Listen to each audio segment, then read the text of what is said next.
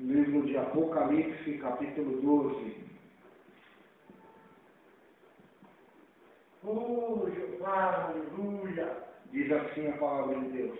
Apocalipse, capítulo 12, verso 1.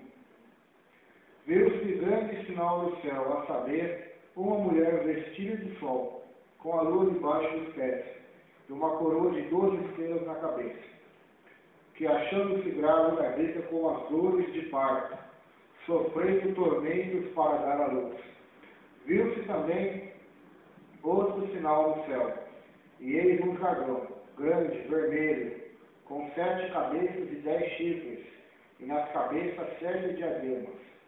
A sua cauda arrastava a terça parte das estrelas do céu, as quais lançou para a terra. E o dragão se deteve em frente da mulher, que estava para dar à luz, a fim de devorar o filho quando nascesse. Nasceu-lhe, porém, um filho varão, que há de reger todas as nações com cetro de ferro. O seu filho foi arrebatado para Deus até seu trono. A mulher, porém, fugiu para o deserto, onde lhe havia Deus preparado lugar para que nele a sustentem durante 1260 dias. Amém? Então, nessa linguagem de Apocalipse, aqui no capítulo 12, há muitas interpretações quanto quem é essa mulher, quem ela representa. Alguns dizem que ela é a igreja, só que a unanimidade entre os estudiosos da Bíblia, e até mesmo na minha opinião, quanto a esse assunto sobre essa mulher é Israel. Pois ela que deu a luz ao filho varão, que é Cristo Jesus, a qual o diabo quis matar, já desde o seu nascimento, só que ele foi ao céu, arrebatado ao céu, assunto aos céus, que é Cristo Jesus. Então, o dragão, ele começou a perseguição contra Israel, que nessa época da grande tribulação será o alvo do anticristo, para que o anticristo possa matar Israel, o povo escolhido do céu. Então, o apóstolo João começa dizendo: viu-se grande sinal no céu, a saber, uma mulher vestida do sol, com a lua debaixo dos pés, e uma coroa de 12 estrelas na cabeça. Ou seja, que nós vemos claramente uma figura israelita, pois nós podemos nos lembrar de Gênesis 37, quando José tem um sonho, o que ele vê? O sol, a lua e as estrelas todas prostradas diante dele.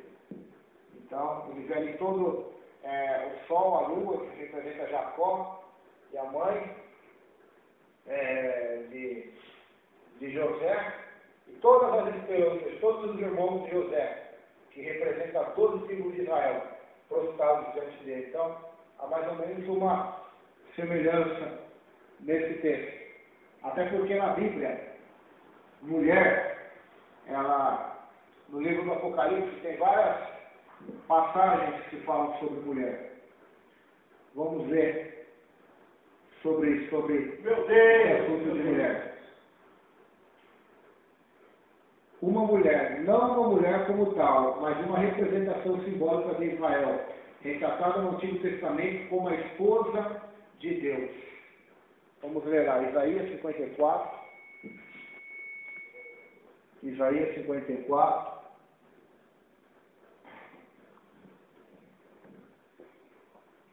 Versos 5 ao 6.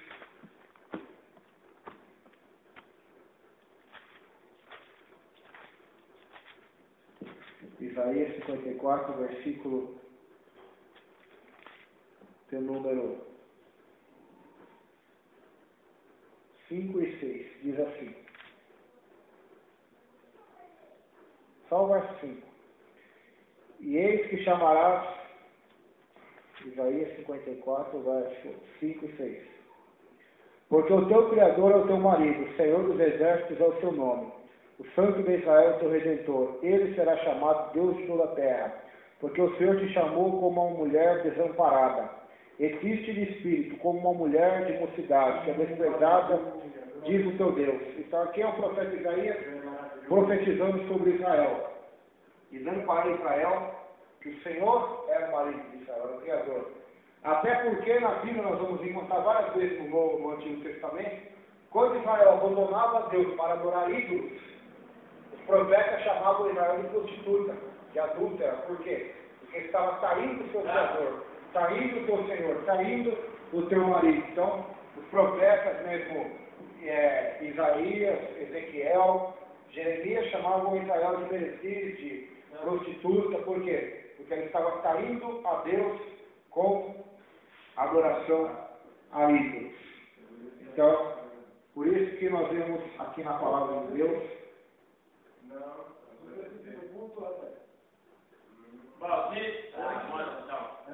Hoje não.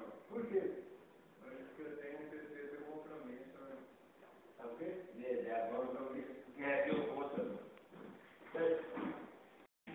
Então nós aqui na Bíblia, irmãos, que Aleluia. Israel é chamado de esposa do Senhor. Até mesmo o Senhor, em Isaías 54, 5, diz que o Criador é o marido de Israel. Então, é isso que nós observamos aqui nessa palavra. O profeta Jeremias também, em Jeremias, 3º capítulo. Amém. Jeremias, 3º capítulo, versos 6 a 8, diz assim: Disse mais o Senhor, nos dias do rei Josias, viste o que fez a rebelde Israel? Ela pôs-se a todo o monte alto e debaixo de toda a árvore verde, e ali andou prostituindo-se. E eu disse, depois que fez tudo isso, volta para mim. Mas não voltou. E viu isso a sua aleivosa irmã Judá. E quando por causa de tudo isso, por ter cometido adultério, a rebelde Israel despede, e lhe dei o seu libelo de divórcio. Vi que a aleivosa Judá, sua irmã, não temeu, mas foi-se também ela mesma e se prostituiu. Então aqui nós vamos ver que é uma alusão de casamento, de divórcio. Deus fez o marido, Israel, Judá sendo a esposa, e saindo Deus, adulterando, se prostituindo com a idolatria. Então, quando nós falamos que essa mulher representa Israel, segundo o consenso da maioria dos teólogos, enquanto há muito debate sobre quem são as duas testemunhas, no Apocalipse 11, no Apocalipse 12, o consenso é de quase 90% dos teólogos, eles acreditam ser essa mulher de Israel. Então aqui, até mesmo pela linguagem que nós vamos continuar lendo aqui, nós vamos ver que tem tudo a ver com Israel. Até porque na grande tribulação Deus vai estar tratando com Israel, Deus vai estar tratando com os judeus, porque eles ainda estão esperando o Messias. E Cristo voltará e todo olho verá, diz a Bíblia. E aqueles que os tempos passaram vão chorar amargamente como choram por uma criança. Vão chorar. Está lá no profeta Zacarias. Olharão para aqueles que os tempos passaram e vão chorar por eles amargamente. No dia da sua vinda e da restauração de todas as coisas e do reino de Deus. Então, essa mulher é representada por Israel. Jeremias 31, verso 32, também fala o seguinte, Jeremias 31, 32. Jeremias 31, 32 diz assim: Eis que dias vem, diz o Senhor, que farei um concerto novo com a casa de Israel e com a casa de Judá, uma aliança, não conforme o concerto que fiz com seus pais, no dia em que os tomei pela mão, para os tirar da terra do Egito. Porquanto eles invalidaram meu concerto, apesar de eu os haver desposado, diz o Senhor. Desposado, ou seja, Deus tomado eles para ser seu esposo.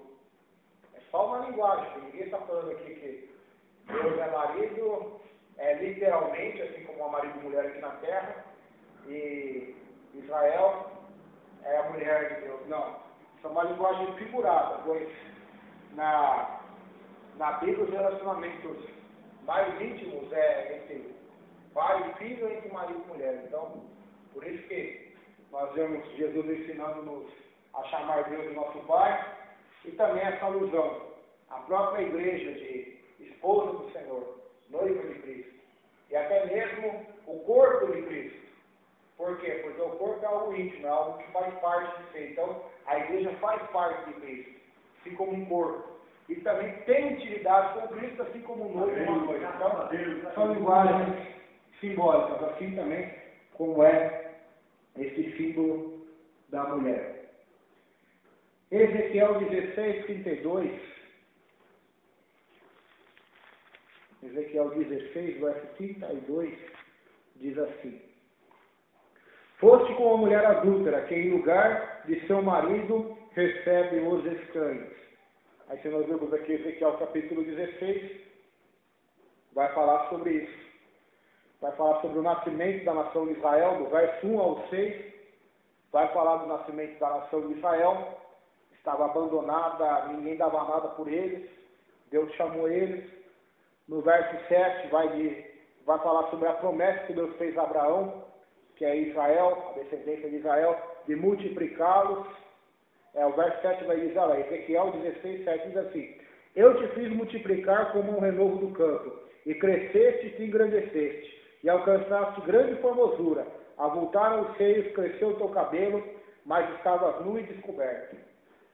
Meu Deus! Naquele momento criou do Egito, onde eles cresceram e se multiplicaram, ao tal ponto de Faraó mandar matar as crianças homens, para acabar com aquele crescimento do povo de Deus.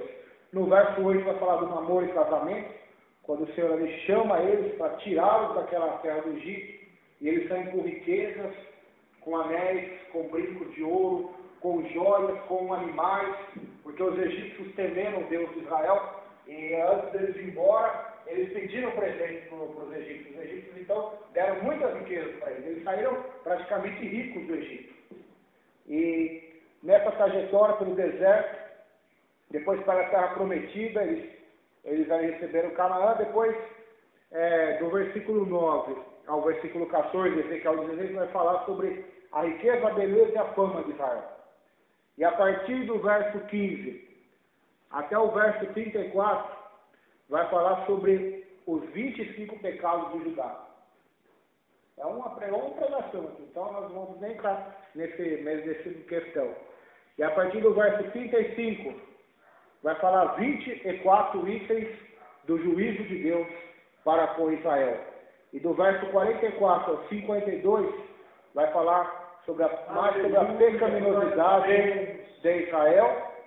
Do verso 56 até o 55 vai falar uma promessa de Deus para Israel de tornar a juntar Israel novamente. Do verso 56 ao 59 vai falar sobre os pecados de Judá. E do 60 ao 63 do Ezequiel 16 vai falar da restauração de Israel feita na nova aliança.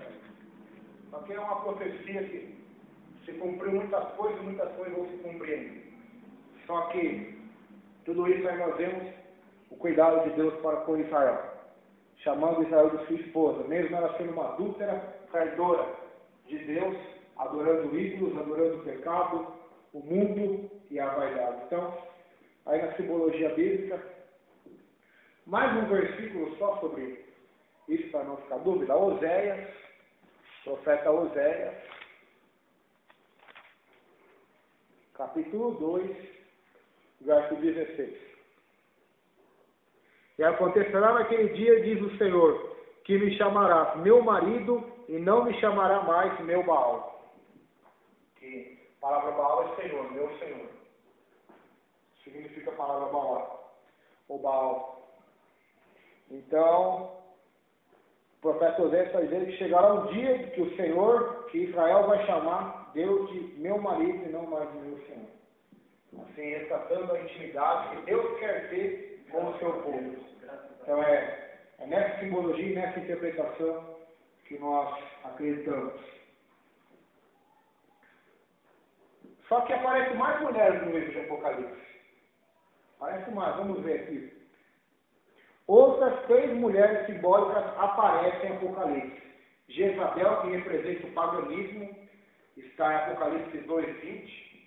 Jezebel, que era profetisa e que representa, na verdade, ali a Jezabel do Antigo Testamento, uma mulher pagã, idólatra. Então fala dessa mulher. Agora aqui está falando de outra mulher que simboliza Israel. Apocalipse 17, verso 3 ao 6, fala da mulher escarlate, que simboliza a igreja apóstata, a igreja que vai haver nesse tempo da grande tribulação, a qual o anticristo e particularmente o falso profeta vai exercer o comando de toda ela como um grande papa, um grande líder, onde vão unificar todas as religiões em uma só. Então, esse Apocalipse 17, nós vamos chegar lá depois também, fala sobre isso. E a esposa do Cordeiro, que simboliza a verdadeira igreja, esse é Apocalipse 19, 7. Que essa mulher não representa a igreja, fica claro a partir do contexto. Vestida de sol, lua debaixo dos pés e 12 estrelas. Gênesis 37, verso 9 ao 11. Vai falar do sonho de José. A revelação que Deus deu para José sobre o sol, a lua e as estrelas se curvando diante dele. Que era Israel se curvando diante dele, que se cumpriu na vida dele mesmo, quando ele estava lá no Egito já exaltado, os irmãos vêm até ele se prostram diante dele para pedir ajuda. Então, Israel. Ser vestido de sol fala de glória, da dignidade, da posição exaltada de Israel, o povo da promessa, que será salvo e receberá um reino. A figura da lua debaixo dos pés possivelmente descreve o relacionamento de Deus na sua aliança com Israel, pois luas novas eram associadas com o culto. Estrelas representam as 12 tribos de Israel. Então, Paulo vai dizer lá em Romanos, já estudando sobre isso, que se o endurecimento de Israel foi glória para os gentios, quanto mais a sua restauração será para nós, a igreja e para todos os gentios. Será maior glória ainda, que vai acontecer no advento, na segunda vinda de Cristo, a qual ele voltará para ser rei em Jerusalém. As pessoas perguntaram, onde será a capital do reino de Cristo por 1000 anos nessa terra? Pois tem muitos que não acreditam nisso, mas a Bíblia diz que ele vai reinar por 1000 anos nessa terra. Primeiro vai amarrar Satanás, vai reinar por 1000 anos, nós vamos chegar nesse assunto lá na frente. Depois desse tempo, ele vai soltar o diabo novamente, que vai enganar mais um monte de gente que passou por esses 1000 anos, que nasceu naturalmente, vai enganar, vai reunir uma nação, então vai haver a última guerra, depois do juízo final, depois novos céus e novas terras. Aleluia. Então por isso que muita gente diz aí que o céu vai ser aqui, porque eles interpretam aquilo como se fosse o fim já, o reino milenário. Só que o reino milenário é a nova Jerusalém é outra coisa. Então nós vamos chegar nesse assunto mais lá na frente. Mas aí nós vemos o cuidado que Deus tem para com Israel. A capital do reino milenário vai ser em Jerusalém, onde Cristo vai ser o rei e a igreja vai reinar com ele. E alguns acreditam que também os santos do Antigo Testamento vão estar nesse reino também. E aqueles que passaram pela grande tribulação, vão estar ou não vão estar? Então esse é um assunto que quando nós chegarmos lá, nós vamos estar vendo as várias posições aí dos estudiosos. O importante é estar salvo, né? Isso é o mais importante. Amém. Você participou do reino milenário, portanto é que você está no céu para sempre com Cristo Jesus, na glória com Deus. Então, para nós também é diferente participar ou não participar. Que seja feita a vontade do Senhor. Agora eu vou ler no meu livro, que eu não li ainda nada dele. A atenção de João tem se voltado até agora aos eventos que se deram em volta do trono, mas com a 7ª trombeta e introduzindo as 7 taças dos severos julgamentos, verifica-se um interlúdio onde 7 personagens e 4 conflitos com Satanás passam a ser mostrados ao evangelista. A mulher vestida de sol. Após o terremoto e a chuva de saraivas, que está no versículo 19 de Apocalipse, capítulo 11, onde João vê o santuário de Deus, a arca da aliança, depois vem relâmpagos, vozes, trovões, terremotos e grande saraivada. Após essa visão que João teve, em Apocalipse 11, 19, agora começa a introduzir-se uma outra visão, de Apocalipse 12, 1, é a que nós estamos estudando, mostrando em retrospectiva uma importante verdade. A descrição deste sinal é simbólica, mas a semelhança dos outros símbolos do Apocalipse representa uma realidade. O que João vê é uma mulher vestida de sol, com a lua debaixo dos pés, com uma coroa de 12 estrelas na cabeça. No Salmo 104, verso 1 e 2, Deus é mostrado como alguém vestido de honra e majestade, coberto de luz como se for um manto. Cristo também é descrito como o sol da justiça, a luz do mundo, Malaquias 4, 2, João 8, 12. Os que forem sábios, pois resplandecerão como o fulgor firmamente. E o que a muitos conduzirem à justiça, brilharão como as estrelas. Daniel capítulo 12, versículo 3. A linguagem deste versículo lembra também o sonho de José, onde o sol era Jacó, a lua a esposa, e as 12 estrelas dos seus 12 filhos. Gênesis 37, versículo 9. Assim a mulher provavelmente representa Israel, o remanescente fiel, mostrado como uma mãe real. Compare com Isaías 54, 1 e Gálatas 4, 26. Aqui nós já comparamos aqui com outros versículos também. Aqui ele vai dar mais versículos sobre Israel se comparado a uma mulher, a uma mãe. Tendo domínio sobre algumas coisas, isto é, a lua sob seus pés, junto aos fiéis das 12 tribos, que é a coroa de 12 estrelas na cabeça. A mulher está prestes a dar à luz e grita com as dores de parto. Israel, isto é, o remanescente fiel que aguarda a vinda do Messias, descobre que esperar o Messias levá-lo-á através de uma história de experiências dolorosas. A preparação ao vinho do Messias, isto é, Jesus, iniciou-se muito antes de Maria ter sido visitada por um anjo. Ela foi simplesmente a última representante de gerações de piedosas mulheres de Israel, que nutriam a esperança de ser a mãe do Messias. Então, nós vemos aí, Apocalipse 12, vamos ver o verso 1 e 2 de novo. Viu-se um grande sinal no céu, a saber, uma mulher vestida do sol, com a lua debaixo dos pés, e uma coroa de 12 estrelas na cabeça, que achando-se grávida, grita com as dores de parto, sofrendo tormentos para dar à luz. Então assim foi Israel, passou por um processo de sofrimento, até que o Messias viesse. Na sua primeira vinda, através da Virgem Maria, e também sucederá na segunda vinda também.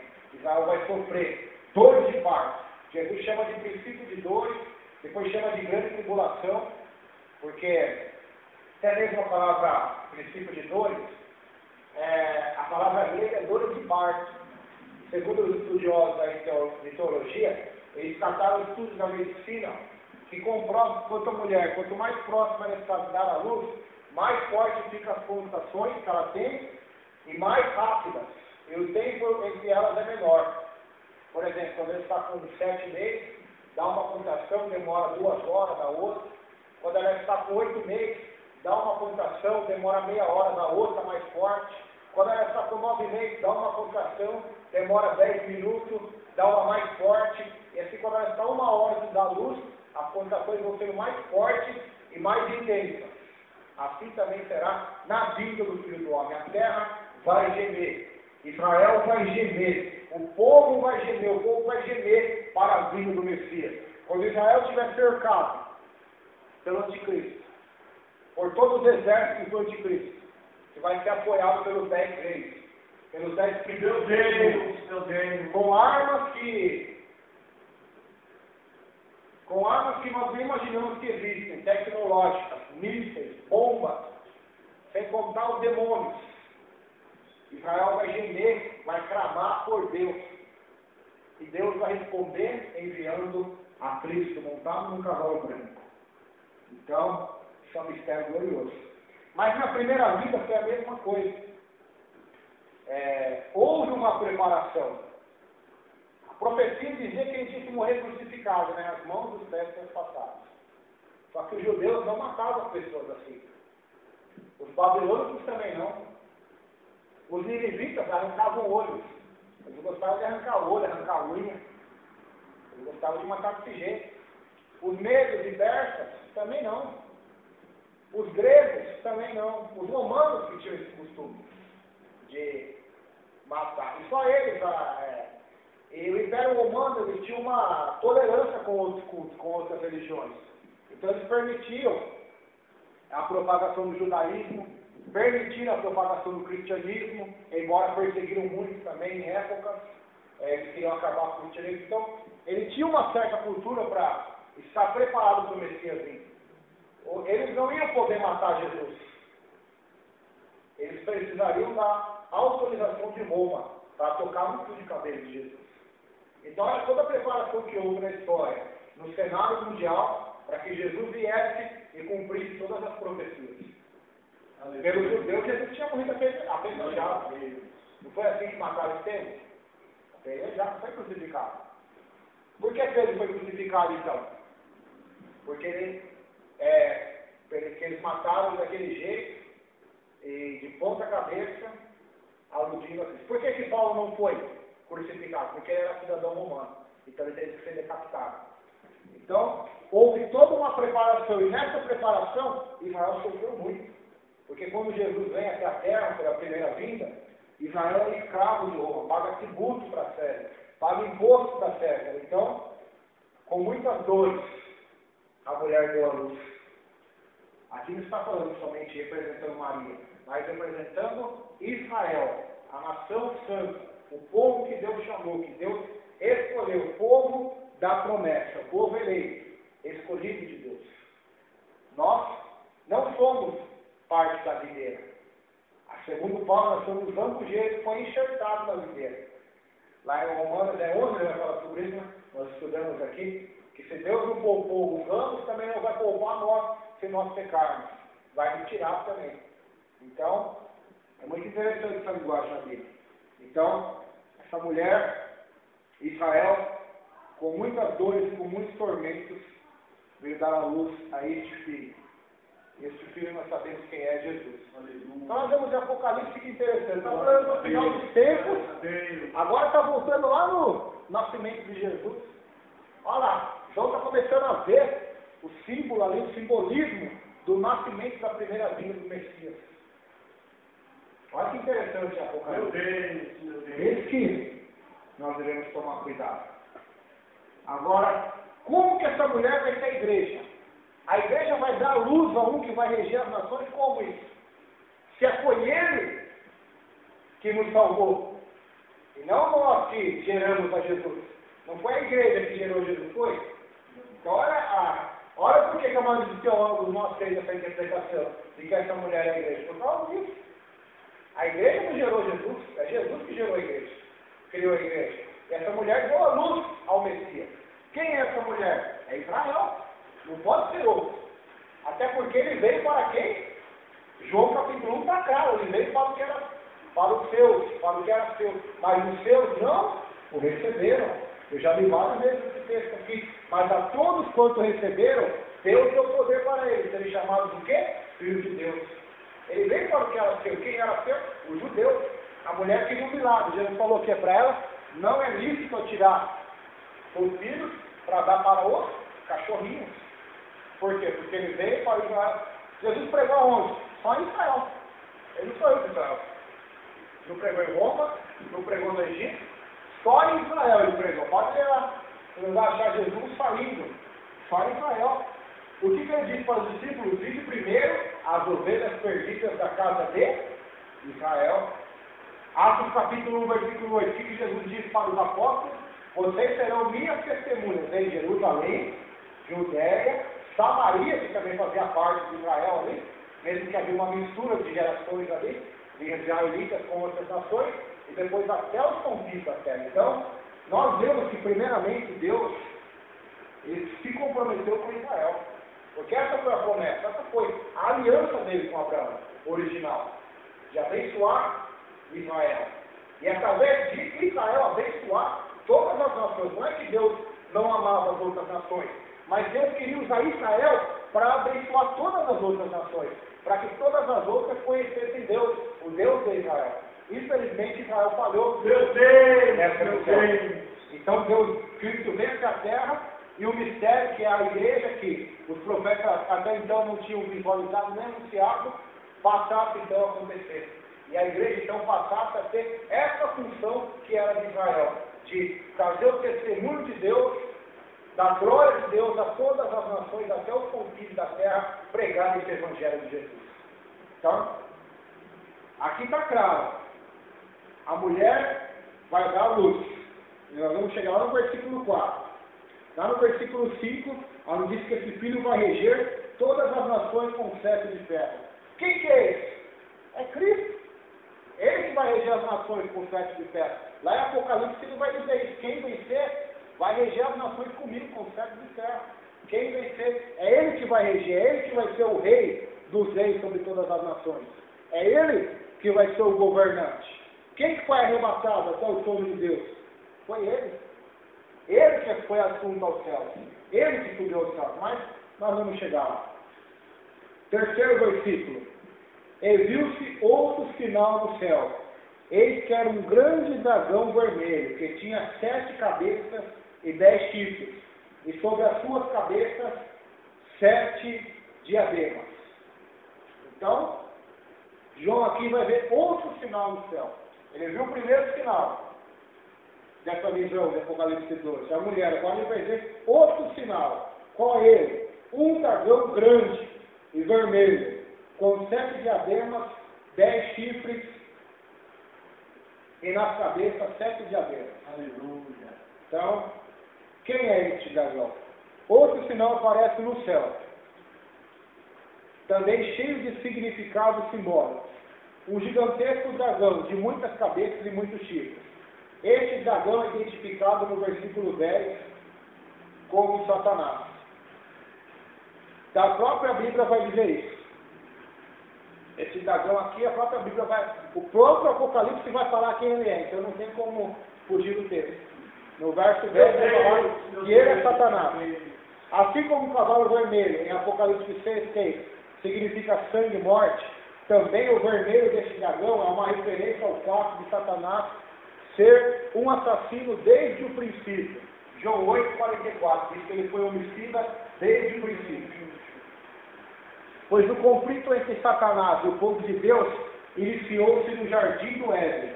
Foi lá que a promessa de vitória sobre a serpente foi nos dada. Gênesis 6, versículo 15. A semente da mulher vai esmagar a cabeça da serpente. As 7 cabeças simbolizam a pretensão de sabedoria, mas na realidade não se trata de sabedoria, sim de astúcia diabólica. Os 10 chifres mostram que ele alega ter plenitude de poder, uma afirmação falsa. Foi-lhe concedido tão somente algum poder sobre a terra. Alguns veem tal poder operando através dos 10 reis. As 7 coroas significam a plena autoridade divina sobre os reinos da terra, pois ele falsamente reivindica ser o Deus deste mundo. 2 Coríntios 4 diz, o príncipe deste mundo, ou o Deus deste século. Algumas traduções vai falar. Em 2 Coríntios 4, versículo 4. Ele cegou o entendimento dos incrédulos para que não vejam a glória do Evangelho. Então, ele reivindica esse poder. Satanás reivindica ser o Deus desse século, dessa geração, ser o príncipe deste mundo. Ele teve a ousadia de chegar a Cristo e dizer, se você me adorar, eu lhe darei tudo, porque tudo é meu, dou quem eu quero. Olha a ousadia que ele teve. Ele, na mente dele, ele se acha dono de tudo. E, parcialmente, ele é, não dono como criador, mas pela permissão de Deus, ele governa esse mundo. A Bíblia diz o seguinte, que o mundo já no maligno, mas ele não é dono. Mas o que significa a palavra já? Ele opera grande influência, ele opera grande autoridade de governo sobre esse mundo e sobre os reis e presidentes e partidos políticos, mídia, televisão, internet, generais de guerra, armas, sistema cultural, filosófico. Por trás de tudo isso, há uma mão dele, no domínio. Religiões, várias religiões aí. Por trás de tudo, há influência deles e suas potestades, principados e hostes da maldade. Então, ele reivindica ser dono de tudo. E aqui nós vamos a imitação do dragão. 7 cabeças. Nós sabemos que o 7 é o quê? O número da perfeição. Então ele acha que é perfeito.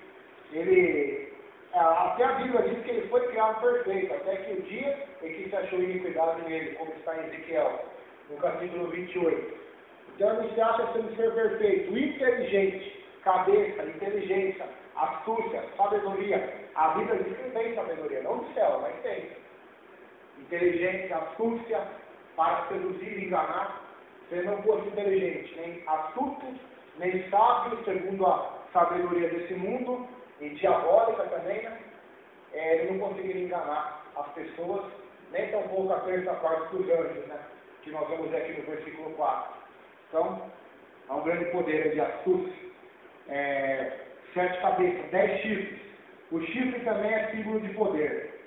E nós podemos aludir esses 10 chifres em Apocalipse 13, onde vai dizer também que a besta que vai subir do mar vai ter 10 chifres. Se você ver Apocalipse 13, 1 aí, a besta vai ter 10 chifres. Segundo os teólogos, aí dizem que será 10 poderes, 10 reinos, 10 reis desse mundo que vão dar o seu poder à besta, que vão ajudar o anticristo a governar esse mundo, que vão dar seu poder à besta. Por isso aí tem uma interpretação na teologia que diz que nem todos os reinos desse mundo, na época da grande tribulação, vão se curvar totalmente ao anticristo. Por isso que ele vai fazer guerra. Não é tudo que ele vai fazer guerra. Ele não vai fazer guerra com quem se curva a ele. Ele vai fazer guerra com quem não se curva a ele. E será muitos crentes desviados, muitos movimentos religiosos, muitas pessoas até ateus que não aceitam. Porque tem movimento ateu que não aceita se curvar a ninguém.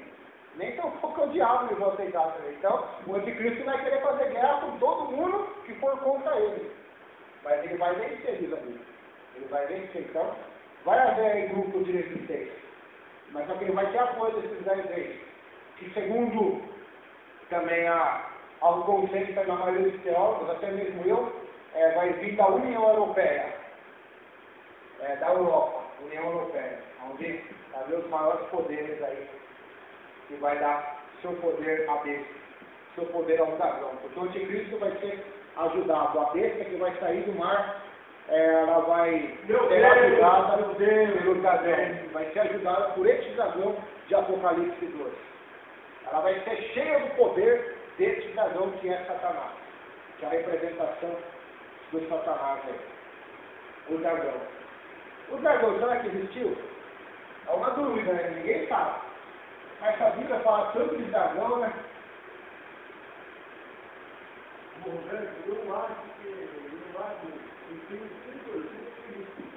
Então, esse é o mistério, irmão. Muita gente pode estar garantado que a gente é louco, né? Mas quem sabe que já não existiu dragão na Terra? Tem tantos filmes que as pessoas fazem, tanta lenda aí de homens lendários lá da Grécia que matavam esses bichos aí, né? Então, agora, esse dragão aqui é interessante. É o inimigo mortal, Satanás. Ele já aparece 3 vezes nesse livro como um dragão vermelho. Então, isso aqui é muito interessante. Esses 10 chifres e nas cabeças, quer dizer, nas 7 cabeças que esse dragão tinha, 7 diademas, ou 7 coroas. Olha aí, a coroa da falsidade, né? Coroa da mentira. Então, eu não me admiro dos seguidores de Satanás hoje quererem coroa, quererem troféu, quererem títulos, honras, porque ele também gosta disso, né? Quanto mais seus servos, né? Quanto mais seus filhos, os filhos do diabo, vão gostar de troféu, vão gostar de medalha, títulos de honraria dados pelo homem, vão gostar de aplauso, vão gostar da fama e da glória desse mundo. Mas os eleitos do Senhor Jesus, os escolhidos de Deus, os filhos de Deus, os santos, os cristãos, a igreja verdadeira, não busca glória nem títulos nem honra desse mundo, pois a sua glória, a sua honra vem do céu, vem de Deus. Então, o diabo também gosta de coroas, de diadema. Ele vai ter esses 7 diademas aí, essas coroas. E coroa também representa o quê? Diadema, coroa, o poder de um rei, né? Porque quem usava coroa até então era rei somente. Então, automaticamente nós podemos ver o suposto rei que vai querer reinar na terra por um período de 7 anos. Por a permissão de Deus, é claro. Depois ele vai ser disposto. Por isso que eu acredito, já falei com o pastor, que aquele cavalo branco lá de Apocalipse 6 é o anticristo. Porque ele tinha um arco, mas não tinha flecha. Ele saiu vencendo para vencer, mas não era vencedor. O Cordeiro de Deus não, de Apocalipse 19. No seu nome, na sua coxa, está escrito Rei dos Reis, Senhor dos Senhores. Da sua boca não tem um arco, uma flecha, mas sai uma espada que mata os inimigos. Então, por isso que eu acredito que aquele cavalo branco, ele representa ali o anticristo. O ser que vai se manifestar nesse período para trazer uma falsa paz, uma falsa prosperidade. E por fim, vai ser desmascarado pelo próprio Deus. E quando as nações e Israel ver essa verdade, vai se voltar contra ele, então ele vai fazer guerra contra Israel, então Cristo vai voltar. Então, vai acontecer mais ou menos isso. Versículo 4. E a sua causa levou após si a terça parte das estrelas do céu, e lançou-a sobre a terra, e o dragão parou diante da mulher, que havia de dar a luz, para que, dando ela a luz, lhe cagasse o filho. Então, quando nós falamos sobre isso, de arrastar a terça parte, quem que fez essa rebelião? Foi o próprio diabo, foi esse dragão aqui, é o diabo, que persegue Israel. E quem tem dúvidas que o diabo persegue Israel, é só estudar a história. Hitler, quem que Hitler queria matar? Os judeus. Ele fazia aquelas câmaras de gás e colocava os judeus ali, queria matar todos os judeus da terra. Não só judeus, né? Tinha negros também, que gostavam, os nazistas. Eles queriam sempre desvarrer os judeus da face da terra. Mas Deus nunca permitiu. Com a sua causa, o dragão arrasta a terça parte das estrelas do céu e as lança por terra. Arrastar tem o sentido de puxar com força. O mesmo verbo grego aparece em João 21, verso 8, arrastando a rede, onde se diz que Paulo foi arrastado para fora da cidade após ter sido apedrejado.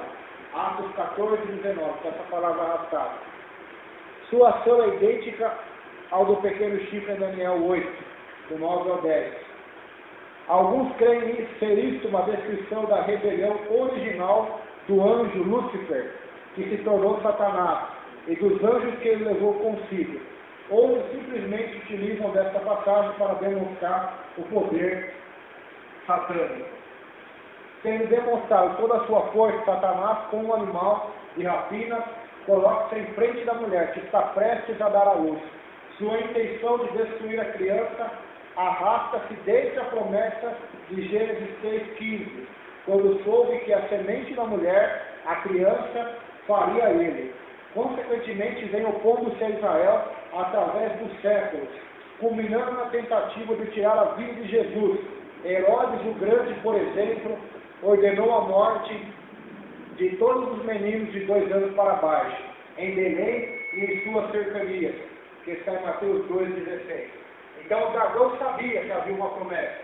Da semente da mulher vai nascer um que vai o quê? Esmagar a cabeça da serpente. Então, consequentemente, ele começou a vigiar todas as mulheres da terra. E depois, em especial, de Israel, pois o Messias viria de Israel, da tribo de Judá. Então aí Satanás tinha um mapa. Nós temos que vigiar todas as mulheres da tribo de Judá. E depois o profeta anunciou que ia ser em Belém. Aí ficou mais fácil para ele vigiar.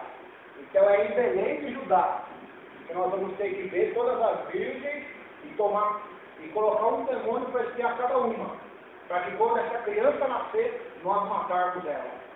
Porque se ela nascer e ela viver, ela vai acabar com o nosso poder. Então é isso que o apóstolo João está falando em palavras simples. Só que se nós não estudarmos a Bíblia, como estamos estudando aqui hoje, as pessoas não vão entender isso. Vão ficar tentando imaginar o que é isso aqui, o que significa isso. Significa isso, que Satanás não queria que esse filho nascesse, porque ele sabia que com o advento deste filho acabaria o seu domínio, o seu poder sobre a terra. Então é isso que nós vamos ver aqui, no versículo de número 10, 11 e 12. No próximo capítulo vai dizer isso, que agora o reino é de Deus, é de Cristo, porque ele sabia que quando esse filho nascesse, então acabaria. Por isso que essa mulher não é igreja. Não tem como essa mulher ser igreja. A igreja começou antes de Cristo ou depois de Cristo? Depois de Cristo. A igreja gerou a Cristo ou Cristo gerou a igreja? Cristo gerou a igreja. Então, essa mulher que representa Israel, representa o povo de Deus, que através dele ia nascer o Messias. Então, Satanás está vigiando as mulheres agora. E agora eles ficam sabendo que tem uma lá, chamada Maria, que diziam os rumores, né, satânicos, então eu estou conjecturando, né? Vamos só imaginar. Havia uma notícia no inferno, os demônios conversavam entre eles, até chegar a Satanás, que uma mulher virgem estava grávida. Até então no mundo nunca tinha acontecido isso. E que ela estava agora em Belém. Ia dar a luz, e havia ali anjos cantando. Porque os demônios, acho que os demônios não iam ver os anjos cantando ali? Então começou a dar um alvoroço no inferno. Ou você acha que foi à toa que Herodes mandou matar as suas crianças ali? Só porque Herodes era orgulhoso? Não. Herodes ali estava literalmente influenciado por Satanás. Satanás tinha tomado conta ali de Herodes. Então Herodes mandou matar todas as crianças de 2 anos para baixo, em toda a Belém e as cidades vizinhas. E o profeta também já tinha anunciado que ia acontecer isso. Que havia um choro e havia um pranto por causa dos filhos que morreram. Então, olha só aonde João está voltando. Ele está em Apocalipse, falando da grande tribulação, mas está voltando lá para o nascimento de Jesus. Está mostrando como foi a queda de Satanás, onde ele arrasta na sua religião. Então, o livro do Apocalipse, se você quiser resumir, o resumo só nesse capítulo 12. A vitória de Deus e de Cristo contra Satanás, o verdadeiro rebelde, que quer se opor à obra de Deus, que quer se opor à criatura de Deus, à criação de Deus. Então, aqui está contando a história da nação de Israel, da promessa de Deus, do Messias, da rebelião de Satanás, da terça parte dos anjos seguindo, está contando da ira dele contra Cristo, contra Israel, está contando da vitória final que Cristo vai ter contra ele. Então está contando o passado, o presente, que aconteceu em Cristo, e já está anunciando o futuro que vai acontecer, o final de Satanás. Nesse capítulo aqui vai falar bastante coisa sobre isso. Aleluia, glória a Deus. Então eu acho muito interessante. Meu Deus. Versículo 5. Diz assim: E deu à luz um filho, um varão que há de reger todas as nações com vara de ferro. E o seu filho foi arrebatado para Deus, para o seu trono. Olha que interessante. A mulher dá à luz a um filho, homem. Literalmente um filho, um homem. Não é 2, é 1. Olha só. O aposto que se acha entre o substantivo filho e homem mostra que o sentido é individual e não coletivo. Nem uma comunidade e nem a igreja, embora esta compartilhe de tal vitória. O filho é identificado como aquele que irá reger todas as nações com vara de ferro. Em Apocalipse 2, verso 26 e 27, nos dito que Jesus dará aos vencedores poder sobre as nações, não somente aos de Tiatira, como também aos que conservarem fiéis até o fim. Os vencedores também regerão as nações com vara de ferro. Em outras palavras, o Pai escolheu Jesus para reger as nações, esmigalhando-as com a vara de ferro. Ele, porém, convidará os vencedores a compartilhar tal vitória com ele. O Salmo 2 também deixa claro que Jesus é primariamente aquele a quem Deus reconhece publicamente como seu Filho, e por isso dá-lhe poder sobre as nações. Apocalipse 19:15. Embora Satanás tente impedir a consecução deste plano, será ele eliminado para sempre pelo Filho, Jesus, que venceu e subiu aos céus. Alguns se perguntam por que a vida, ministério, morte e ressurreição de Jesus não fazem parte dessa visão. É o que o tema desta não é a salvação, e sim os julgamentos que estão por vir. A menção da vara de ferro deixa isso claro. Este mesmo julgamento é mostrado em Daniel 2, onde a grande estátua de cabeça de ouro é esmigalhada. Tal julgamento é mais que certo, por ter Jesus subido ao céu e achar-se agora entronizado à direita do Pai, esperando o tempo em que seus inimigos hão de ser postos por estado dos seus pés. Hebreus 10:3. Então esta mulher, Israel, dá à luz a este filho, homem, no plural, é um só, para no singular, que é Jesus, que vai reger e trazer juízo a estas nações e a Satanás. Satanás tentou matá-lo, tentou tragá-lo, mas não conseguiu. Não conseguiu. Apocalipse 12 está falando sobre isso. Versículo 6. A mulher, porém, fugiu para o deserto. Quer dizer, o filho foi arrebatado até o trono. Agora a mulher, porém, foge para o deserto, onde lhe havia Deus preparado lugar para que nele a sustentem durante 1260 dias. Mais uma vez, aí, 3 anos e meio. A grande tribulação, onde Israel vai passar por esse período. E a igreja vai estar arrebatada já. Então não tem como isso para a igreja. A não ser que a igreja passe pela grande tribulação. Então, não tem como. Aí, não tem porque a igreja não vai gerar Jesus. Então, essa aqui não é a igreja. Então, não tem nem cabimento eu dizer que até o versículo onde a mulher dá luz é Israel. E a partir do verso 6 agora é a igreja? Não, é Israel. Essa palavra aqui fala sobre Israel. Não tem como ela ser igreja. Primeiro João viu a mulher e o dragão como grande sinal no céu. Contudo, o nascimento da criança deu-se na terra. E a criança é arrebatada ao trono de Deus. Quando a mulher é vista sobre a terra, assim como o Antigo Testamento constantemente pula da primeira à segunda vinda de Cristo, assim também ocorre com o Apocalipse. No fim dos tempos, a mulher foge para o deserto. Aqui tem ela um lugar que lhe preparou Deus. Nele será cuidada por 1260 dias, ou 3 anos e meio. Parece ser uma referência à última parte da grande tribulação, porque é 7 anos, né? Dividido em 2 partes. A repetição deste número no Apocalipse é uma indicação de que este tempo é para ser interpretado de forma literal e não simbólica. Aleluia. Alguns explicam que o deserto é o símbolo das nações do mundo. Todavia, a menção de que o lugar já havia sido previamente preparado à mulher indica alguma coisa mais específica. Desse modo, alguns destacam que em Daniel 11:41, Edom, Moabe e Amon, a atual Jordânia, escaparão da destruição no final do tempo. Isaías fala de forma similar de Selá, capital de Edom, atual Petra, e Moabe. Isaías 16, verso 1 ao 5. Os edomitas pensaram que Selá fosse inexpugnável, porém Obadias, no versículo 4, profetizou que Deus a deitaria por terra. Os árabes tornaram a fazer de Selá uma fortaleza, mas os romanos a conquistaram.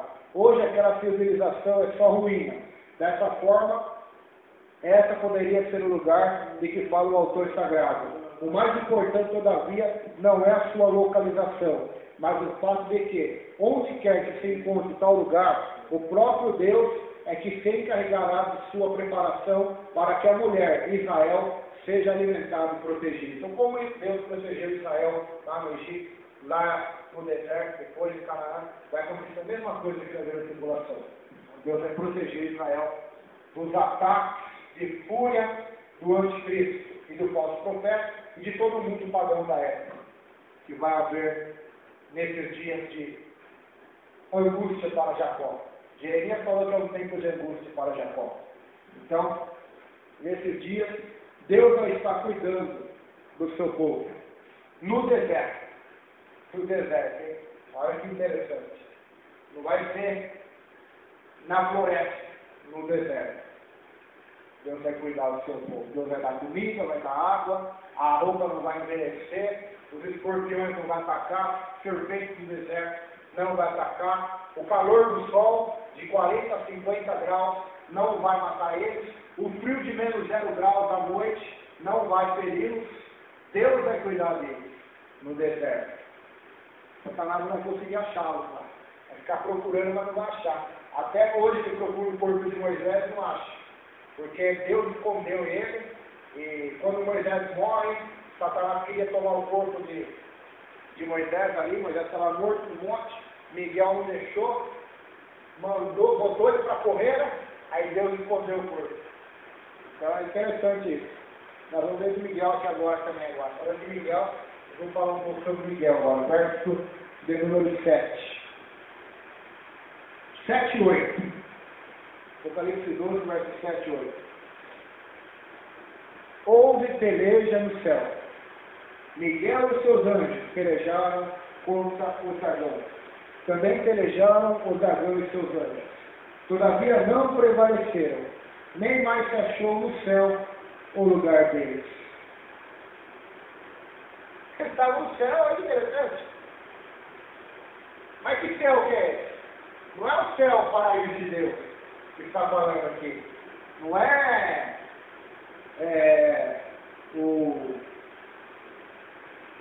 como que eu posso falar? A Nova Jerusalém, onde Paulo foi arrebatado, o terceiro céu, onde João viu o trono de Deus. Mas esse céu é o céu que nós vemos aqui, o céu atmosférico. Porque, segundo a Bíblia, eles habitam aonde? Nas regiões celestiais. Efésios capítulo 6 vai falar sobre isso. Os seres que habitam nas regiões celestes, para governar. Quando Gabriel vem dar uma mensagem para Daniel, onde ele fica preso? No céu. Onde eles estão, as tropas de Satanás estão. Então Miguel vem, abre um espaço para ele e desce na cadeia de revelação a Daniel, o anjo Gabriel. Por isso, quando os macumbeiros falam que o guia vai descer, não está errado. Eles vão descer, porque eles estão nas regiões celestes. Eles não vão subir do inferno. Eles vão descer da onde eles estão. Porque ainda não chegou o tempo deles de ser acorrentados lá. Os que estão acorrentados lá, no inferno, é aqueles que Deus vai soltar que nós já estudamos aqui. Mas a maioria está solta na terra, operando. Os teólogos falam que o diabo está preso no inferno, mas não tem um versículo na Bíblia que mostra que hoje ele está preso, ele está solto. Jó diz assim, da onde tu vem, Satanás? Tu passear e rodear pela terra. Quando Jesus estava na terra, ele estava solto. Quando Paulo estava na terra, ele estava solto. Até Paulo falava sobre ele, que ele estava impedindo Paulo de fazer a obra certa feita, mas Satanás não impediu. Eu não ignoro seus ardis. Pedro dizia que seu adversário não está no inferno, mas está o seu redor, o diabo. Então ele não está preso, assim como os demônios não estão presos. E aonde fica o castelo deles? No céu. É que nós não vemos. Por que não vemos? Assim como nós não vemos os anjos. Não vemos Deus, não vemos Jesus, não vemos demônios. Por quê? São seres espirituais. Embora eles possam se manifestar, Jesus pode se manifestar, o Pai, se ele quiser, mas ele não vai, porque se ele se manifestar a gente morre. Amém. Mas se Jesus quiser se manifestar, ele se manifesta para a gente vê-lo.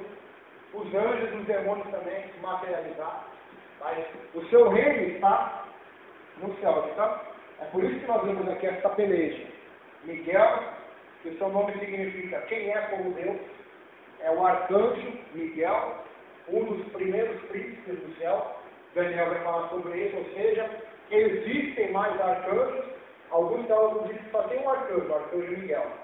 Mas, em outros ramos teológicos, diz que tem 7 arcanjos.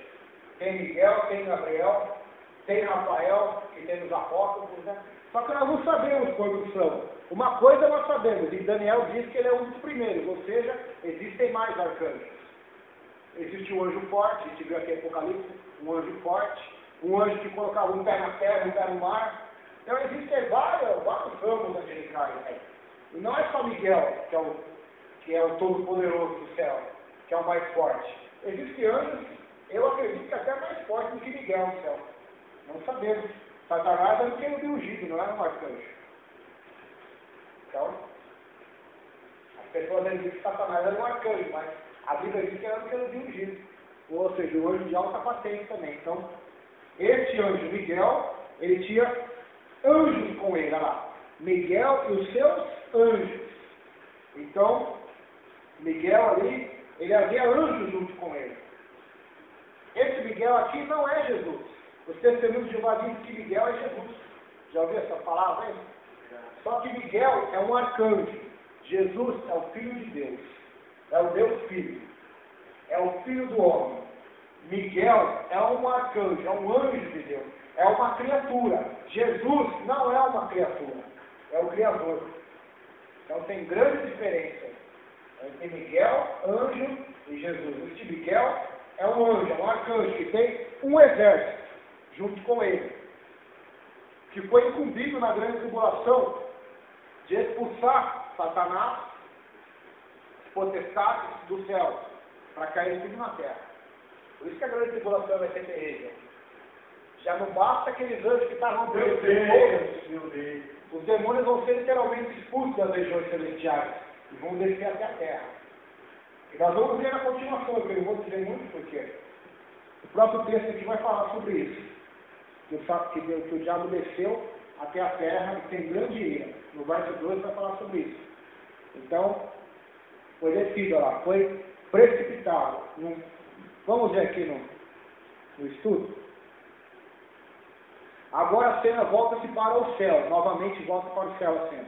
Para a grande batalha de Miguel, cujo nome significa quem é como Deus, e seus anjos de um lado, e o dragão e seus anjos de outro. Miguel é chamado de arcanjo, o anjo-chefe, por Judas, versículo 9.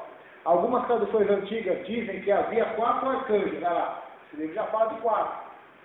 Outros falam em 7, que eu falei. A Bíblia, contudo, identifica somente um, Miguel, que eu já discordo desse autor desse livro, pois lá em Daniel diz que ele é um dos primeiros príncipes.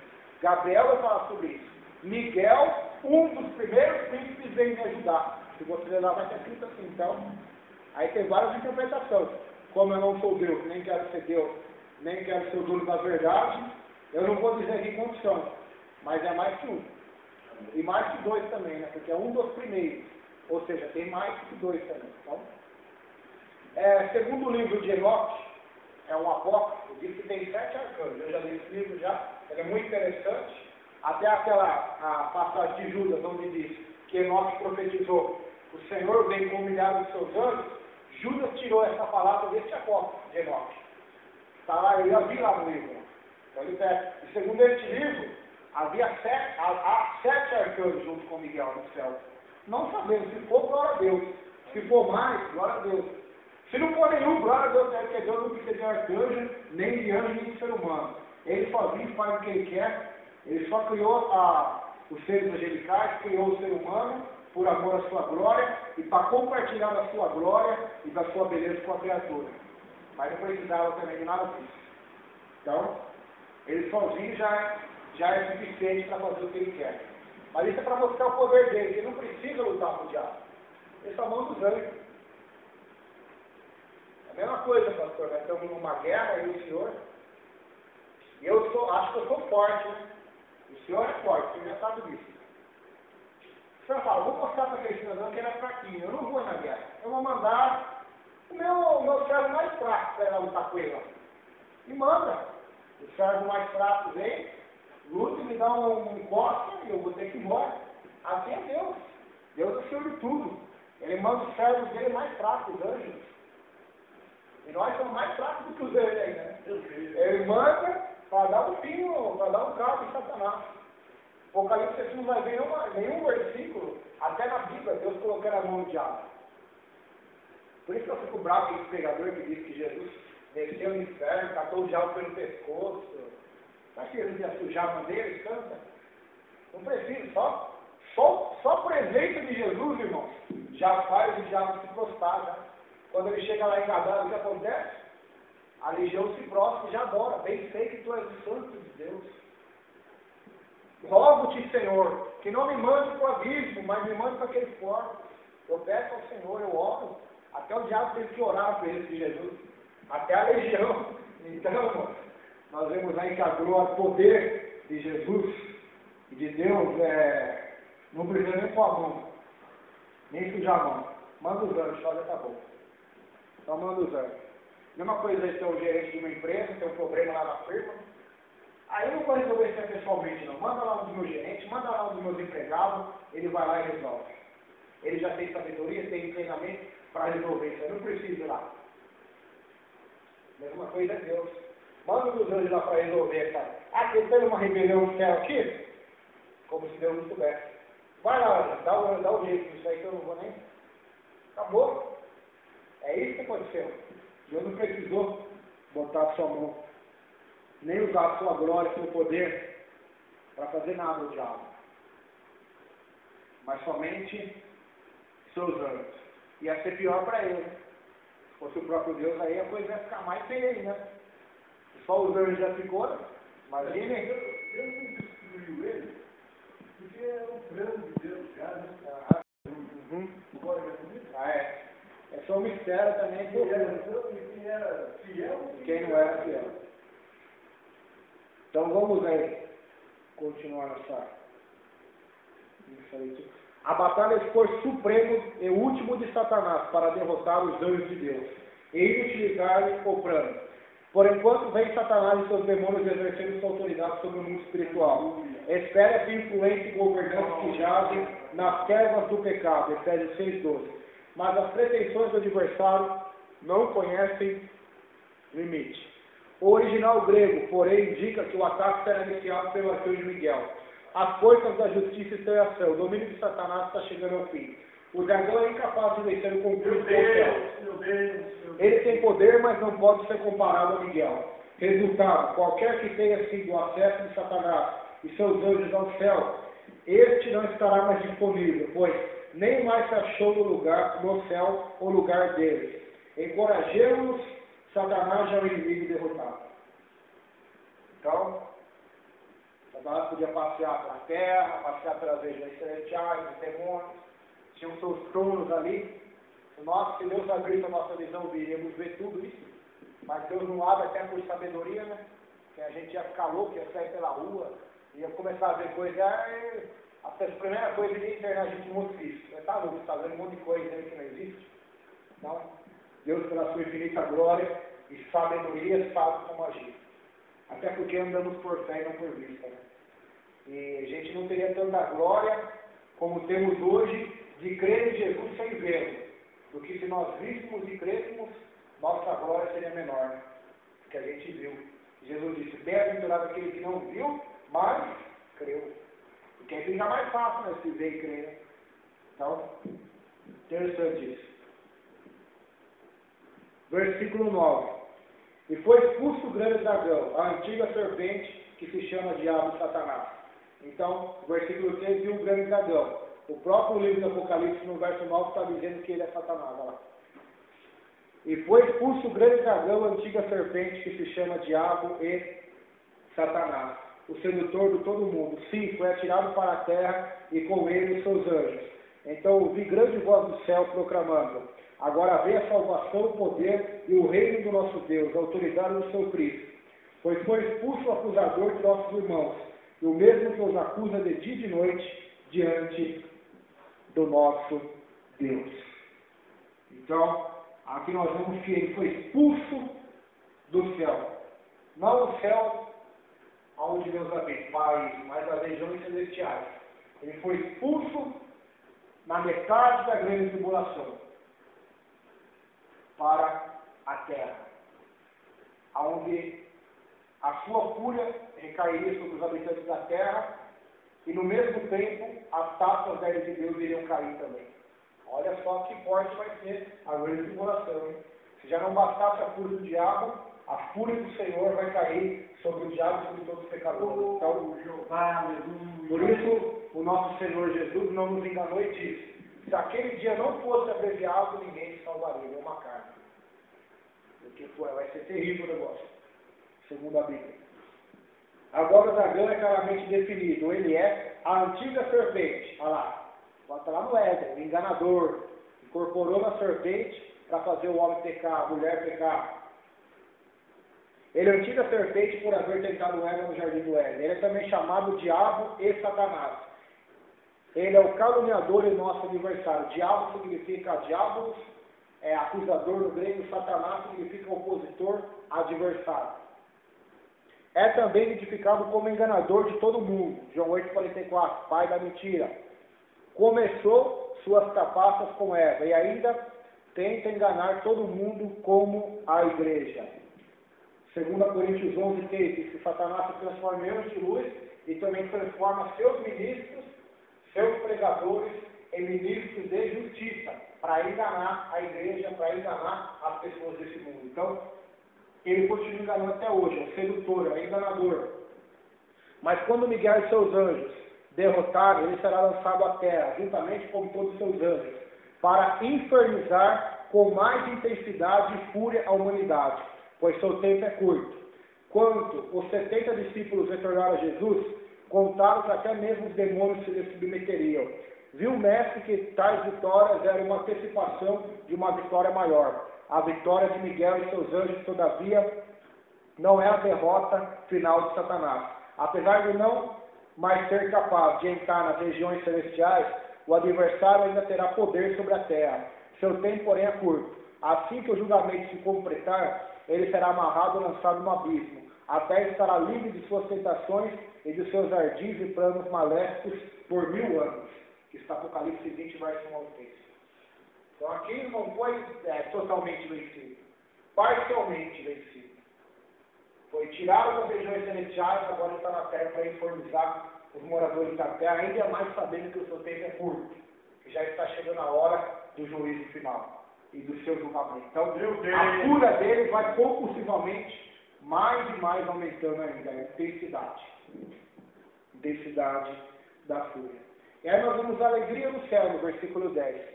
Após a expulsão de Satanás e seus anjos, João ainda no céu, houve uma grande voz procedente dos que haviam sido tentados por Satanás. Bem, pode ser a voz do povo de Deus que lá já estava, ou talvez a dos 24 anciãos. De uma forma ou de outra, a expulsão de Satanás leva-os a regozijar-se. A vitória final brevemente virá. Então, por isso que esse texto não fala da primeira queda do diabo. Lá no começo, antes de haver Éden, haver Adão e Eva, quando eles se rebelam em carne, está falando aqui da queda que haverá na grande tribulação, essa palavra. Pois há alegria no céu quando ele cai. E há um louvor, por quê? Porque ele é o acusador dos irmãos. E como que antes, se nem existisse homem, como que ele ia acusar irmãos? Então aqui está falando da queda dele agora, na grande tribulação. Não da primeira que ele teve, quando ele estava no céu e era um anjo. E se tornou então um demônio, quando foi expulso do céu, por Miguel também, consequentemente. Agora de novo Miguel expulsa ele das regiões celestiais. Você viu que fica pequeno para quem peca? Cada vez fica mais pequeno, mais feio. Primeiro ele estava no céu, governante de Deus, querubim ungido. Pecou, caiu. As regiões celestes. Agora vai cair de novo para a terra. E depois da terra vai cair ainda, com o abismo amarrado. Então essa é a consequência do pecado. Sempre vai cair. Sempre vai esquentar mais. Tanto para os demônios como para o homem. Esse foi o caminho que o inimigo seguiu. Até aqui, o acusador dos nossos irmãos os havia injuriado diante de Deus continuamente. Temos o exemplo disso nos primeiros 2 capítulos de Jó, onde Satanás acusa o patriarca de servir a Deus unicamente para obter vantagens pessoais. Zacarias 3, versículo 1 ao 5, mostra Satanás acusando Josué, o sumo sacerdote dos judeus que haviam retornado de Babilônia. Satanás caluniou cada um deles, alegando que seus pecados eram impuros demais para que pudessem ser perdoados. Contudo, as acusações agora chegaram ao fim. Agora ele pode Graças a Deus. Não pode mais chegar lá diante do Senhor, não sei como funciona, não tem nem como explicar como fez. Se ele entrava, se conseguia estar na porta do céu, ele chegava perto ali, e de lá ele começava a blasfemar e acusar a igreja, acusar as pessoas, como fez com Jó, como fez ali servo de Deus, mas agora que ele não vai poder fazer mais isso mais. Na grande tribulação, ele já não vai ter essa condição mais nem de acusar. Vai perder até isso, de acusar as pessoas do céu. Porque ele não vai conseguir subir mais. Miguel vai estar babando tudo. Olha só como é que vai acontecer. Por isso que eu falo que essa palavra fala o quê? Dessa ocasião que vai ocorrer, não da primeira queda dele que houve no passado, mas sim dessa pequena queda, porque ainda é pequeno, né? Porque o pior para ele está por vir ainda, quando ele for amarrado lá onde for o enxofre. Então, ele já não vai poder acusar mais dos irmãos. Por isso que a igreja, aqueles que estão no céu, louvam a Deus. Agora veio a salvação, o poder, o reino de nosso Deus, a autoridade do seu Cristo. Pois foi expulso o acusador de nossos irmãos, o mesmo que os acusa de dia e de noite diante do nosso Deus. Então ele foi expulso, perdeu essa batalha, perdeu essa... Após essa batalha, Satanás é expulso dos céus. Essa vitória é uma certeza de que nada poderá obstruir a concretização dos planos divinos. Embora algumas coisas ainda devam acontecer antes que a terra veja Jesus cumprir completamente seu plano, a vitória é certa. As declarações que vemos nesta passagem são uma antecipação do estabelecimento do reino de Deus neste mundo. Então, está antecipando. Verso de número 11 e 12. Diz assim: Eles, pois, o venceram por causa do sangue do Cordeiro e por causa da palavra do testemunho que deram. E mesmo em face da morte, não amaram a própria vida. É o que eu disse aqui segunda-feira. Eles não amaram a própria vida. Assim como Paulo não tinha por preciosa sua vida, porque amava a Deus. Então aqui, por isso festejaram os céus, e vós que nele habitar. Fala agora. Ai da terra e do mar. Está falando da terra aqui agora, hein? Na grande tribulação. Pois o diabo desceu até vós. Não é que ele desceu porque quis, foi expulso da região celeste, né? Cheio de grande cólera, ira, sabendo que pouco tempo lhe resta. Por isso que eu falo, essa queda dele é das regiões celestiais, e não dos céus, onde Deus habita. E os anjos. E, consequentemente, os salvos. Então, aqui a palavra está dizendo, vencemos por quê? Por causa do sangue do Cordeiro. Nós só conseguimos vencer o diabo, o nosso acusador, pelo sangue do Cordeiro, pela palavra de Deus, palavra do seu testemunho, a palavra do Senhor, que nos dá vida. E vencemos quando negamos a nós mesmos para fazer a vontade dele, não amando a nossa vida, mesmo em face da morte, mesmo em perigo da morte, não negando a Cristo, mas sendo fiel a Ele, mesmo que o mundo inteiro se corrompa, nos persiga ou até mesmo nos mate. Então, eles não amaram a própria vida. Jesus disse assim: quem quiser salvar a sua vida, perderá. E quem perder a sua vida, por amor a mim, salvará. Certa feita, um jovem, ele estudou anos ali para, se eu me falo errado, eu li isso hoje na internet, ele estudou anos para ser médico. Aí Deus chamou ele para ser missionário. Aí ele foi para a prova missionária, um lugar pobre, humilde, e os jovens ali que estudaram por ele disseram: que desperdício de vida que esse jovem fez agora. Aí o puritano comentou: realmente, ele desperdiçou essa vida para o mundo, mas ganhou-a para a vida eterna. É isso que acontece. O que nós valorizamos significa que nós cremos. Onde está o nosso coração, está o nosso tesouro. Então, as pessoas que... É por isso que o Evangelho de Jesus e o falso Evangelho. O falso Evangelho ensina a pessoa a amar a própria vida, que significa amar esse mundo, as comodidades desse mundo. Mas o verdadeiro Evangelho significa amar a Deus e negar a si mesmo. E tomar a cruz e seguir Jesus. Então, essa é a característica daqueles que lavam a veste no sangue do Cordeiro e que tem a palavra de Deus como testemunha.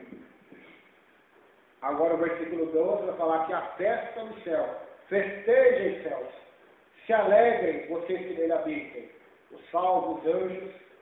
Agora vai falar sobre um ai da terra. ai da terra e do mar, pois o diabo desceu até vós, cheio de grande cólera, sabendo que pouco tempo lhe resta. Então fala sobre aqui a ira satânica contra esse povo nos últimos tempos. Versículo 3 agora. E quando o dragão viu que fora lançado na terra, perseguiu a mulher que dera a luz ao varão. Nós estamos falando aqui do que? Da grande tribulação. Dos 1260 dias. Ou dos 6 anos e 6 meses. Estamos falando disso. Dessa mulher que está vivendo nessa época, em Israel. Então está dizendo aqui que o dragão, Satanás, já foi expulso por Miguel do céu. Daniel 12 diz que Miguel também tem uma das funções de guardar Israel. Olha só que interessante. Miguel. O príncipe de Israel é chamado também. Então, o dragão, quando ele viu que pouco tempo lhe resta, agora ele está com fúria. E ele viu que ele não conseguiu acabar com o plano de Deus. Não conseguiu vencer Miguel. Meu Deus, meu Deus. Não conseguiu tragar o filho da mulher, que é Jesus. Não conseguiu acabar. Ele está louco já, ele não sabe o que fazer mais. Então agora, a única investida dele é acabar com Israel, porque ele vai pensar assim, se eu acabar com Israel nesses 3 anos e meio, não vai ver para quem Jesus voltar mais. Então tem que acabar com eles. Aí não vai haver mais, aí eu vou conseguir acabar com a promessa de Deus. Por isso vai haver o Armagedon e a guerra. Aí é que nós começamos a ver isso aqui, começamos a entender porque muitas coisas vai acontecer no Apocalipse. Assim que Satanás se vê banido do céu, volta-se à terra, cheio de ira, e testificando seu conflito com a mulher, que dera luz ao filho varão. A razão pela qual Satanás continua a perseguir a mulher, isto é, Israel, é devido à inimizade e aversão que ele nutre por seu filho, o Messias, o ungido Filho de Deus. O povo de Deus conhece muito bem o que é perseguição, mas o pior é o que está por vir. Muitos veem este versículo como tempo para o cumprimento da angústia de Jacó, como profetizado em Jeremias 5, versículo 7. Versículo 14 agora. E foram dadas à mulher 2 asas de grande águia, para que voasse para o deserto ao seu lugar, onde é sustentada por um tempo e tempos, e metade de um tempo, fora da vista da serpente. Olha lá, 6 anos e meio de novo, ó. A igreja vai ter sido arrebatada, porque não tem como essa mulher ser a igreja. Está mais que comprovado, irmão. Não tem nem como querer fugir do próprio texto. É Israel, essa mulher. Está mais que comprovado isso. Pois aqueles que venceram estão no céu festejando, já a igreja está no céu festejando. Aleluia. Porque o plano de Deus está se cumprindo, está se consumando cada vez mais. O diabo cada vez mais está sendo derrotado. Então, algo que acha, que é interessante. Deus não esquece o seu povo que está sendo perseguido. Satanás não será capaz de impedir que a mulher alcance o lugar que Deus lhe tem preparado no deserto. Ela recebe asas de uma grande águia, para que possa fugir para este local, onde será alimentada por um tempo, tempos e metade de um tempo. Ou seja, por 3 anos e meio. O Apocalipse ainda está usando a linguagem e a tipologia do Antigo Testamento. As 2 asas de uma grande águia reflete a figura usada em Êxodo 19, versículo 4, onde Deus assim consolou a Israel. Olha o que diz, Êxodo 19, versículo 4. Levei-vos sobre asas de águia, e trouxe-vos para mim. As asas de águia são símbolos do poder pelo qual Deus quebrou o poderio do Egito, destruindo o exército para libertar os hebreus. Deuteronômio 32, 10 e 11, Isaías 40, 31. O que as asas ou a própria águia significa pode ser algo controvertido. Contudo, qualquer que seja o seu real significado, é evidente que Deus protegerá e preservará o remanescente fiel do seu povo. Pode ser que Zacarias 13:8 seja uma referência a Israel. Se assim for, indica que os 2/3 de Israel que ainda estarão na terra hão de perecer. Foi por isso que Jesus exortou o povo da Judéia a fugir às montanhas. Mateus 24, 16. Deus está falando da grande tribulação, fala para eles fugir para as montanhas. Ai das grávidas nesse dia. Orem para que a vossa fuga não seja no inverno. Você viu essa passagem? Quer dizer, o anticristo vai perseguir, e se Israel nessa época tiver no inverno, vai ser ruim. Você fugir no inverno, fugir no verão é mais fácil, no inverno, aquele frio, então, tem todo um contexto, que eu não vou aqui entrar em muitos detalhes, senão a gente vai até meia-noite. Mas depois que eu acabar o Apocalipse, eu vou fazer um estudo separado, tema por tema, arrebatamento, separar um dia só para arrebatamento. Um dia só para falar da grande tribulação. Amém. Um dia só para falar sobre Israel na grande tribulação. Um dia só para falar sobre a igreja. Um dia só para falar sobre o juízo final. Outro dia só para falar sobre o reino milenário. E assim, vamos falar de vários assuntos aí que são concernentes aos últimos tempos. O fato da mulher ser sustentada, alimentada por Deus, talvez signifique que ele providenciar-lhe-á alimentação sobrenatural, como fez durante a caminhada dos israelitas em direção a Canaã. Êxodo 16, 35. Ele deu pão para eles, deu carne, deu água. Deus cuidou deles no deserto, até Canaã. Ou como Elias no ribeiro de Sedom. Deus também sustentou Elias com corpos. Depois ali um anjo veio até ele com pão, né, uma passagem ali. Então, Deus tem esse poder, ele vai usar desse poder para cuidar desse remanescente, desse Israel na grande tribulação. Meu Deus, meu Deus. A repetição da informação dada no versículo 6 mostra que o conteúdo dos versículos 7 e 13 deve vir entre parênteses. Como, naqueles dias, o parêntese não era conhecido como hoje, João viu-se obrigado a usar a repetição para mostrar que o versículo 14 continua e é o reforço do 6. No lugar que Deus lhe havia preparado, a mulher estará segura contra os ataques da serpente.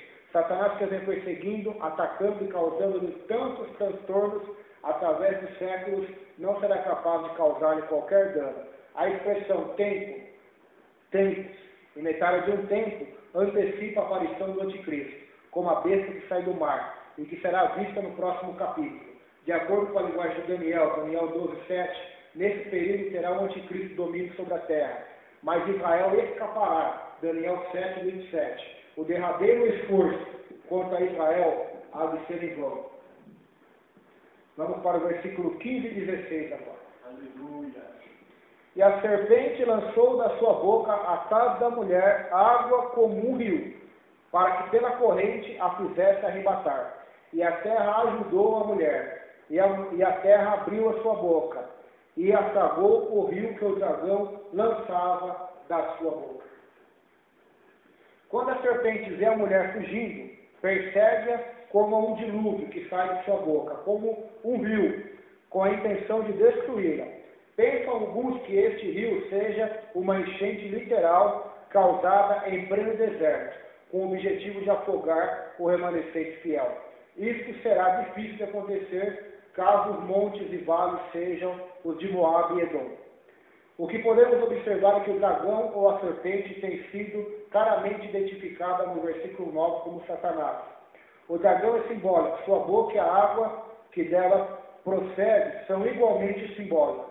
Há os que dizem ser o rio uma enchente de falsos ensinamentos, um rio de mentiras vindo direto do coração e da mente de Satanás.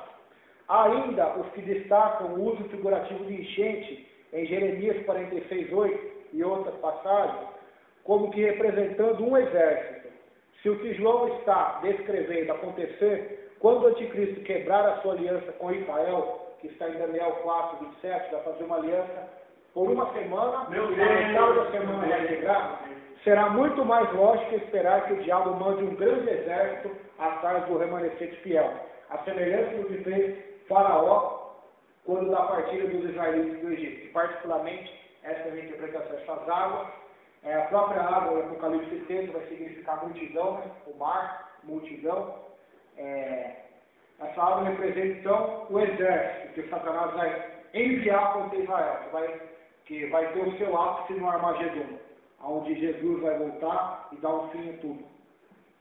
Só que também pode ser algo sobrenatural. Né? Amém. uma catástrofe. Aconteceu nesses dias nos Estados Unidos um tornado ali que matou muitas pessoas. O vento era de mais de 300 km por hora. Então pode ser uma catástrofe, um tsunami, uma onda, uma enchente, não sei. É um mistério de Deus, irmão. Não vamos entrar nesse detalhe. O que nós temos que nos importar é com isso. Deus ajudou Israel. A terra abriu a boca e engoliu aquela água. Interessante isso.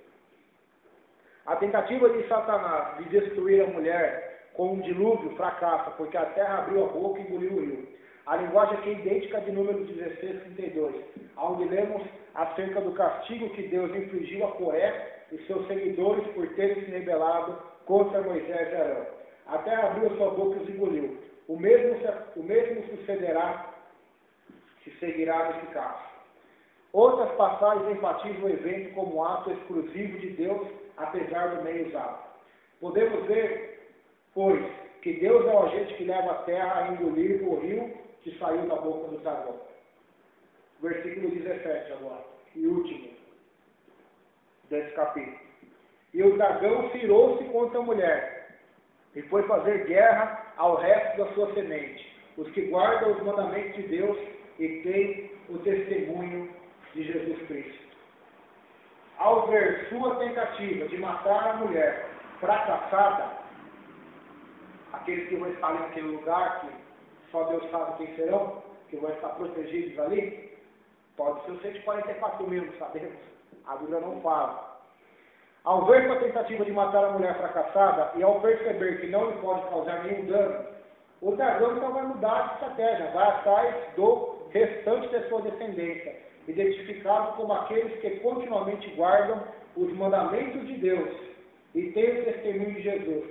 Isso identifica que os israelitas que aceitaram a Cristo como seu Messias, Salvador e Senhor, durante este período, serão duramente perseguidos por Satanás. Eles são remanescentes fiéis, que hão de ser adicionados ao número dos mártires durante a grande tribulação. A gente lembra que aqueles 144 mil judeus que vai ser selados, eles vão ter uma missão de pregar com os compatriotas deles, os judeus, e assim para todo mundo também. Tem até mesmo as duas testemunhas, que está no capítulo 11, que vai pregar em Israel, que vai pregar. Então muitos judeus vão se converter. E desse povo, o dragão não vai conseguir ferir a mulher,